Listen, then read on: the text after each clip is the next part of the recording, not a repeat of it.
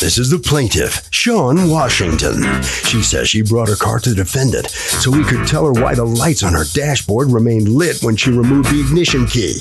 He charged her for a diagnostic test, told her what the problem was, and she later found out he was wrong because her problem was related to something entirely different.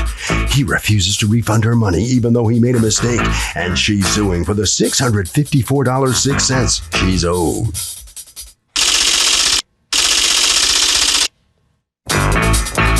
This is the defendant, Alex Martinez. He says this woman caused a big scene in his place of business, doesn't know what she's talking about, and he refuses to return 1 penny to the hostile plaintiff.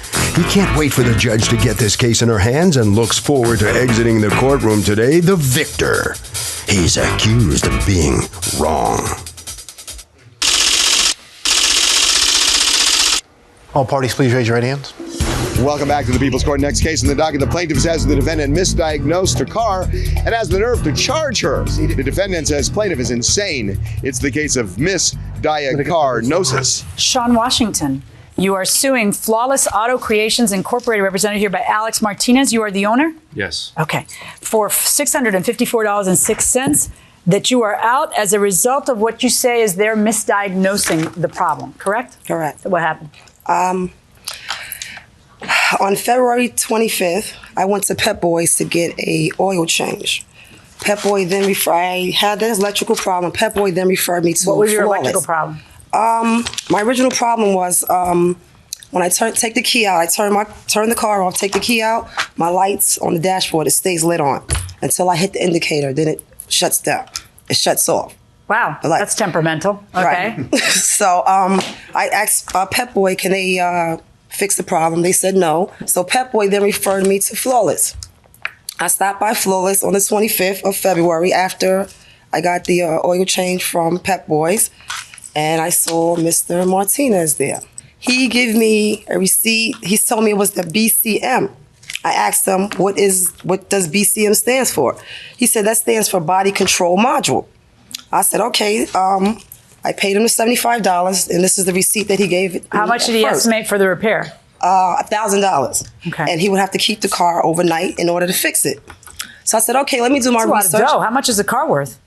When I bought it, I paid $7,000 for it. Okay. I bought it 2 years ago. But do you know what the Blue Book value of it is now? No, I don't know what the Blue Book value is. So I said, okay, let me do a little research by Chrysler to find out how much this part costs. I called Chrysler. Chrysler gives me a $400 or $500 difference. So I take my car to Chrysler. They asked me, do you want me to do a diagnostic? I said no, because I already paid Flawless $75 to do the diagnostic to tell me what was wrong with the car. So they said, well, what did he tell you? I said, he told me the BCM.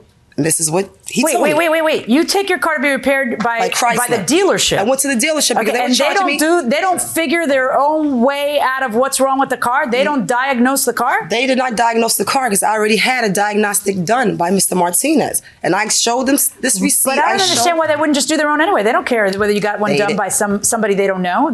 Why wouldn't they just do it?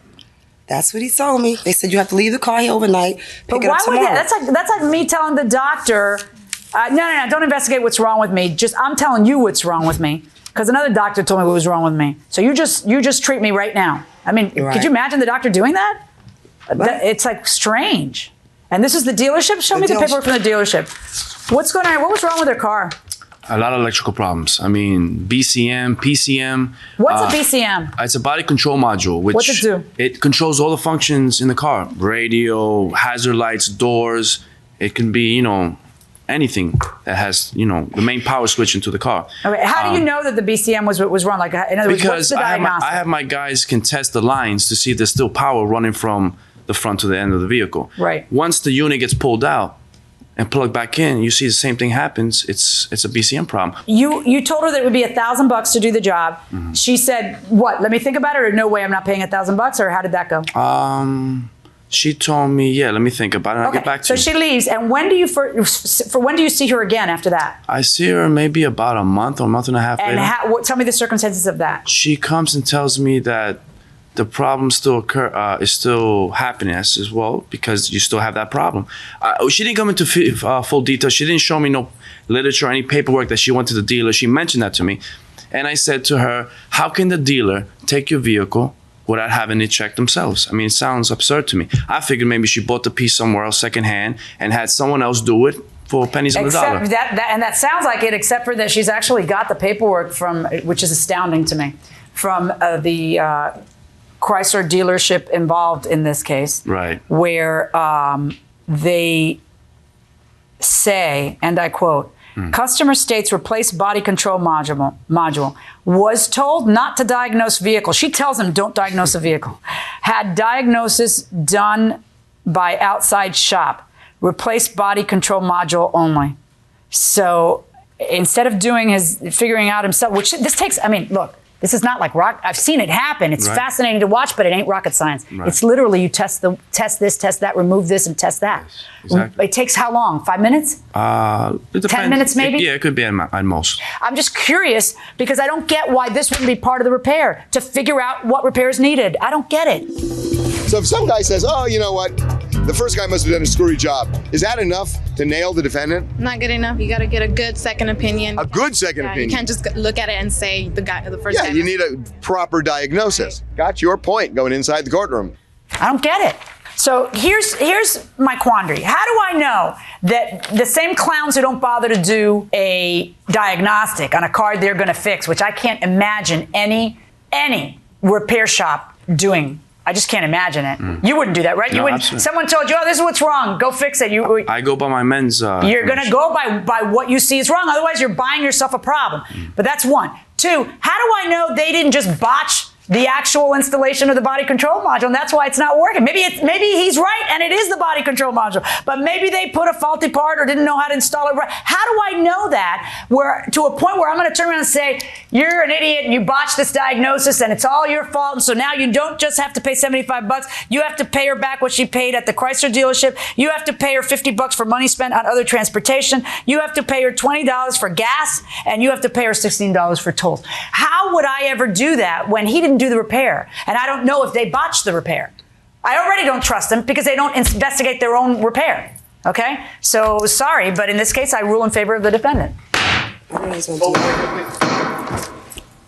Well, the verdict is in, and it's for the defendant here, the plaintiff stepping in here. Step right up here. Tell me what's going on with the car right now. It's nothing going on. It's nothing going on with the car right now. But what's been going on with the car right now? That's it. I have nothing else to say. Whatever's been going on with the car is still going on with the car. You still have the same problem. I still have the same problem. It's nothing. It's okay. I believe in God, so He needs to too, and He will. He will pay for it. Trust me. Trust me. You satisfied how this verdict comes out here? Yes. What happened in this case? Are you convinced that's the problem? The way you diagnosed it? Yeah, it's definitely a problem. And the car has a lot of electrical problems. It's a shame that it came to this, but it ruled to my favor, and I'm happy that You ever had these problems? Ever been hauled into court before over your work? Yeah, sure. Part of business. You have? That's How often does this happen? Not that much, but once in a blue moon. What was it like doing business with that customer? It was interesting. Okay, Harvey.